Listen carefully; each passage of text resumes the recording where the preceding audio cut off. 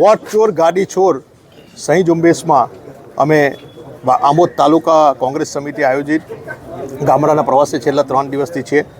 ત્યારે ગામડામાં લોકોનો જે આક્રોશ છે, આંબોદ તાલુકાના ગામમાં જે વિકાસના નામે મોટી મોટી ભારતીય જનતા પાર્ટી વાતો કરે છે. અમે ગામડામાં જઈને જોયું તો મનરેગા કૌભાંડ, જેનો 4 વ્હીલ ગાડી ઇનોવા છે, એના દીકરાનું નામ મસ્ટર પર છે, જેનો બંગલો છે એનું મસ્ટર પર નામ છે, કોઈ બિરલા કોપરમાં નોકરી કરે છે એનું મસ્ટર પર નામ છે, એના ખાતામાં પૈસા ઉતરેલા છે, કામ જ નથી કર્યું ને પૈસા ઉતરી ગયા છે, એવું મનરેગા કૌભાંડ નજરી આંખે જોવા મળ્યું છે.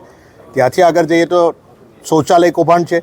એથી વધુ જઈએ તો અનેક વિકાસની જે વાતો કરી રહેલી છે આ સરકાર, એ તમામ ગામોમાં ભ્રષ્ટાચાર છે. એટલા માટે છે કે અહીંયા તાલુકા વિકાસ અધિકારીની છેલ્લા 1 વર્ષથી નિમણૂક નથી, ચાર્જમાં ચલાવી રહેલા છે. એ પણ મહિનામાં 15 દિવસે એકવાર આવીને જતા રહે છે.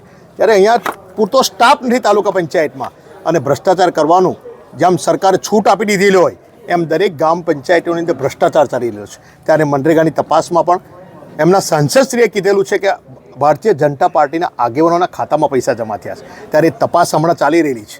ત્યારે તપાસમાં ધરપકડ પણ થયેલી છે. પણ જે ભાજપ ભારતીય જનતા પાર્ટીનો આગેવાન કાર્યકર હોય એને કઈ રીતે એફઆરઆઈમાંથી બચાવી લેવો એ જ પ્રવૃત્તિ કરી રહ્યા છે.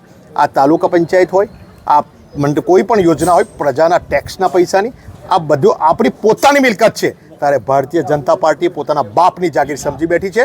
માટે કોઈ સંજોગોમાં કોંગ્રેસ ચલાવી નહીં લે. અને આજે જે ગામડામાં કપાસનો સક્ષમ ભાવ છે એમાં તકલીફ છે, ખાતર નથી, અને ખેડૂતો જે પાયમાલી તરફ જઈ રહેલા છે, એ બધાની રજૂઆતોના આધારે આજે અમે નક્કી કર્યું, આંબોદ તાલુકા કોંગ્રેસ સમિતિએ, અમારા પ્રમુખશ્રીએ, કે આને તારાબંધી મારી દો, અમારા પૂરતો સ્ટાફ નથી ને આટલો બધો ભ્રષ્ટાચાર હોય ને કોઈ ભારતીય જનતા પાર્ટી ભીનું સંકેલતી હોય તાલુકા પંચાયતની કચેરીને તારું મારી દો, અમારે તાલુકામાં જરૂર નથી. તો અમે સીધા ગામડામાંથી બધા ભેગા થઈ આગેવાનો શહેર તાલુકાના ને આજે તાલુકા પંચાયતની કચેરીને તાળા મારવા જઈ રહેલા હતા.